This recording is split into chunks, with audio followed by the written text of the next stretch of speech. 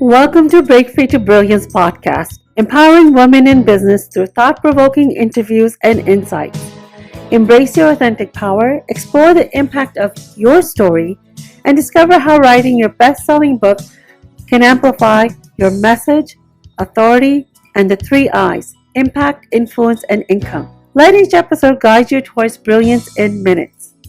This is your host, Seema Giri. Welcome back to another powerful episode of Break Free to Brilliance podcast. This is your friend and host, Seema Giri. And today we're diving into one of the biggest myths about writing a book: the idea that once your book is out in the world, everything magically falls into place. The speaking opportunities, the clients, the recognition, the royalties, you name it. So, if you've ever thought, I've poured my heart into this book, why am I not seeing the results I expected? You're in the right place because today's conversation is all about what happens after the book is written and published, and how to realign, reset, and actually leverage your book as a powerful tool it was meant to be. This episode is going to give you a clear roadmap, step by step, for turning your book into a platform for visibility, authority, and transformation. We're talking real stories, real struggles, and real strategies that work in today's world. So, grab your coffee, your notebook, or maybe just a quiet moment for yourself with your favorite beverage, tea or coffee. And I also want to thank you for tuning in today because I know you really want to level up and make that impact that you want to make. So let's dig in. Let me start with a confession. I have not sold thousands of books. Yep, you heard that right. My book didn't become a New York Times bestseller, and the books didn't fly off the shelves in every bookstore after my launch, after the book launch. But it did reach number one international best-selling status on Amazon. But after that, crickets. But here's what it did do. It opened doors. It gave me recognition. It positioned me as a go-to expert, a go-to authority in my space. And it led to speaking opportunities that changed the trajectory of my career. And here's the big, shocking truth. For most authors, the book itself doesn't make you rich. It's what you do after the book that determines if you break free into brilliance or if your book ends up collecting dust on your back shelf. So today I want to talk about what nobody tells you: the after the book period. Because this is where the real work and the real magic begins. Most new authors think the hardest part is writing the book. And it is difficult. Don't get me wrong. It is huge and it does take time. And it is very transformational for the author. But what really blindsides people is what happens after you write the book. Here are some common struggles that I have seen. Number one is the silence after the launch. You pour your heart into your book, you hit publish, you do the big launch party, you do the big book launch, and then crickets. Sales are slow, people move on, and you start to wonder, was it worth it? Number two is identity crisis. You thought the book would define you as an author, but instead, you feel lost. You're thinking, who am I now? And what's next? And number three is the comparison trap. You see others posting about their book tours, their bestseller badges, or viral posts, and you'll spiral into self doubt. And number four is no roadmap. You realize Nobody actually told you what to do after publishing. You're left guessing. Am I supposed to market? Am I supposed to build a course? Am I supposed to pitch a podcast? Can you relate to any of these? I've coached authors who literally went into depression after publishing because they thought they'd missed their shot. And the saddest part, their, their brilliance was never the problem. The problem was that nobody gave them the roadmap for what comes next. So, how do you break free instead of breaking down? Step one is realignment. Publishing a book is like climbing a mountain. You get to the top, you're exhausted, and you think, that's it, I made it. But actually, that's just base camp. The mountain is so much bigger. Here's what realignment looks like. You want to pause and reflect. Ask yourself, what does this book make possible for me? Is it speaking? Is it coaching? Is it consulting? Or is it building a movement? Number two is reset expectations. The book itself is a tool, not the end game. It's the business card for your bigger vision. And number three is to reconnect with your why. Go back to why you wrote your book. That is the fuel for what is next. So let me tell you an example. One of my clients, she published a memoir. She thought she had to push book sales nonstop. But after realignment, she realized what she really wanted was to use the book to start retreats for women in transition. Today, her book is just the entry point into her bigger work. That's alignment. This is huge. I want you to stop obsessing over your book sales. Start obsessing over authority building. Your book is proof that you're serious, that you are credible, and you are committed. But authority is built when you leverage that proof strategically.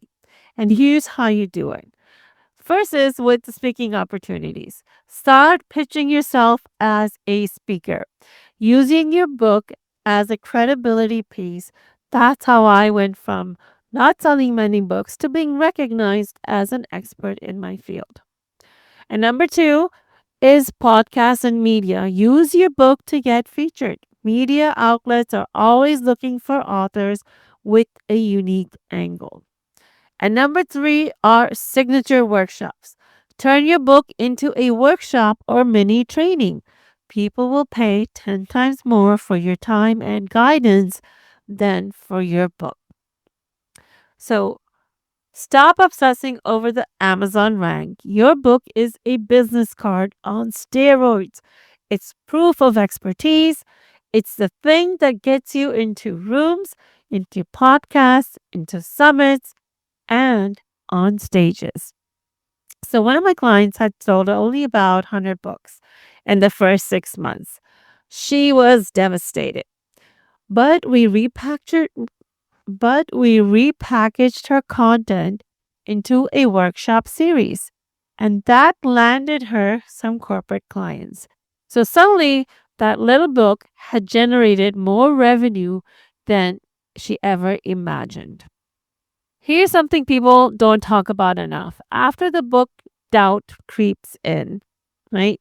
You question yourself. You think, maybe I'm not cut out for this. That's the moment to unleash your inner power. I want you to own your story. You've already done the hardest part. You shared your truth with the world. That's powerful. Don't minimize it. At this point, you are probably feeling very different about yourself. Look at who you were before you wrote the book and who you are now. That is transformational. And that is transformation. And that in itself is priceless. Shift your identity. Stop calling yourself just an author. You are a thought leader, a change maker, a visionary. So step into that. And number three, take bold action. Reach out to 5 people this week and tell them about your book and your work. Boldness beats perfection every single time. Now, let's look at Mel Robbins, for example. Mel didn't build her empire on one viral video. She kept showing up. She kept telling the 5 second rule story in 1,000 different formats. Your book gives you that same anchor point. Now, Mel Robbins also says that motivation doesn't come first, action does. So act even when it's uncomfortable, and especially when you feel uncomfortable. We live in the best time in history for authors if you know how to use the tools. Here are 3 modern strategies that work every time. So, really focus on funnels, not just bookstores. So, again, stop obsessing about getting into Barnes and Noble. Use your book as a lead magnet into your coaching, into your courses, or into your programs. Use social storytelling. Take small stories from your book and turn them into bite sized posts, into reels or emails. People want pieces, not the whole pie at once. And you can also do partnerships and podcasts. You don't have to go at this alone. Partner with other authors, partner with speakers or influencers. Your book grows faster when it's tied to communities.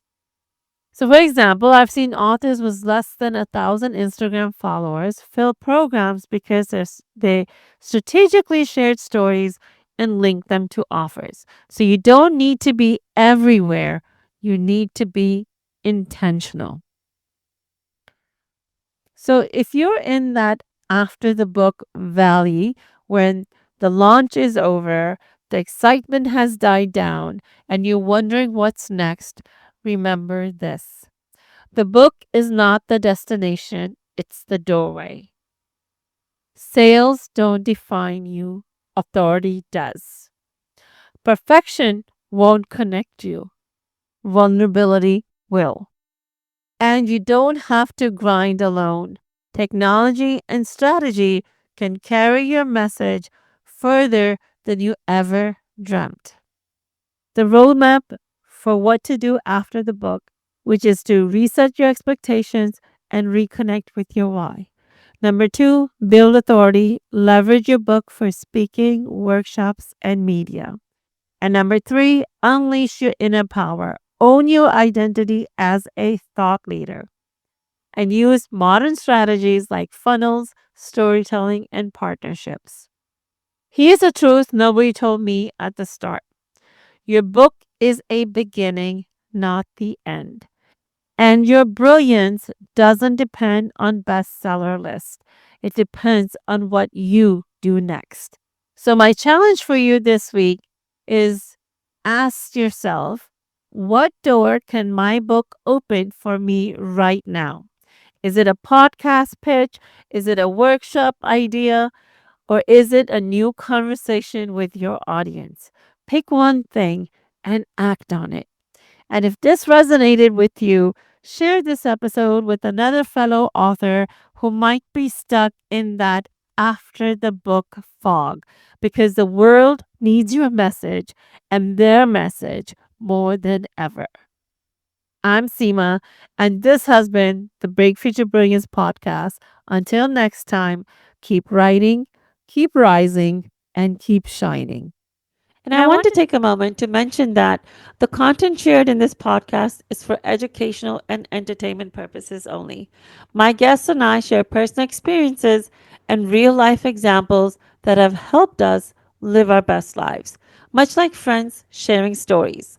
While we strive to provide valuable information, it's important to consult with professionals for advice tailored to your individual circumstances. Thank you for being part of our community, and thank you for spending this time with me. Remember, your story is your strength. Until next time, stay inspired and keep making a difference. Thank you for tuning in to this episode of the Break Free to Brilliance podcast, and I hope you had some key takeaways that you can implement right away. Be sure to subscribe to Break Free to Brilliance wherever you listen to podcasts. You can also follow along with us on social media using the links in the show notes below.